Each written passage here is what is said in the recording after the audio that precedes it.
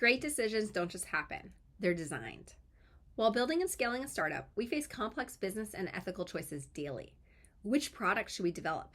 Who should we hire? Who should we let go? Should we allow minors? There were no clear guidelines. Our team had to establish rules that affected millions of users daily. Some decisions were minor, others had significant repercussions. While we got many things right, we also made mistakes. We built the wrong features. We clung to a strategy for too long. Stay tuned for a series on my favorite fails.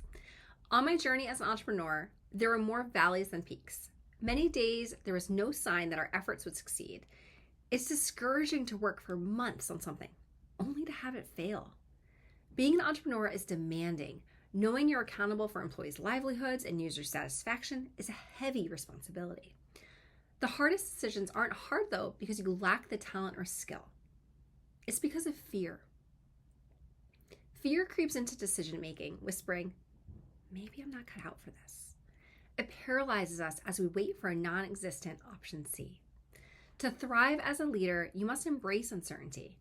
You can spend months building something only to see it fail when real users try it. Data won't hand you the next great product. It's easy to keep searching for one last piece of evidence, but most of the time it doesn't exist and you're just wasting time.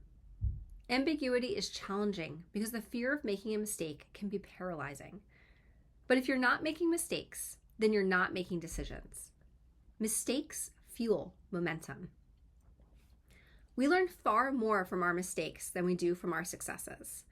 The trick is to harness the power of those mistakes and keep them from being fatal.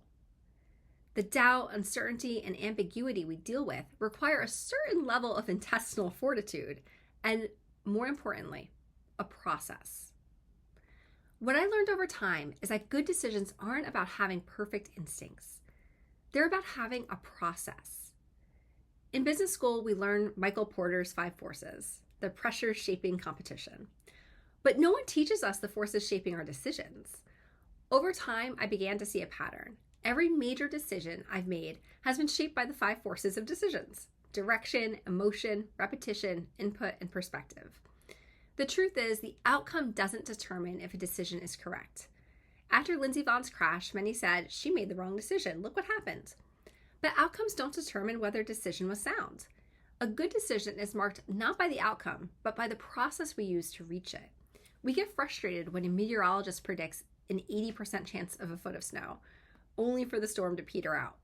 But if the model historically points to heavy snowfall 80% of the time, the forecast wasn't wrong. We just happen to land in the 20%.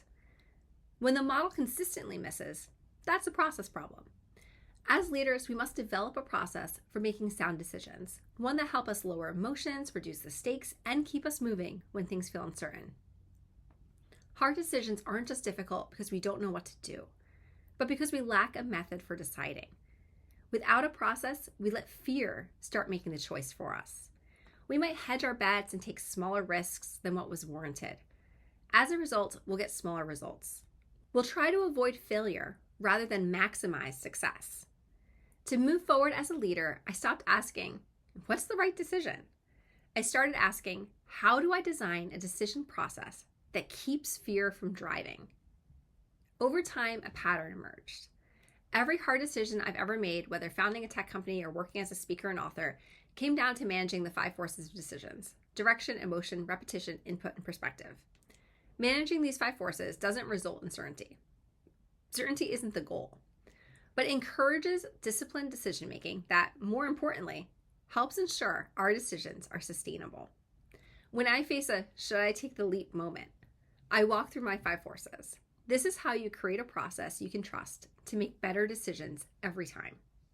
Over the next few weeks, I'll break down each of the 5 forces and show how to use them to help you and your team make better decisions.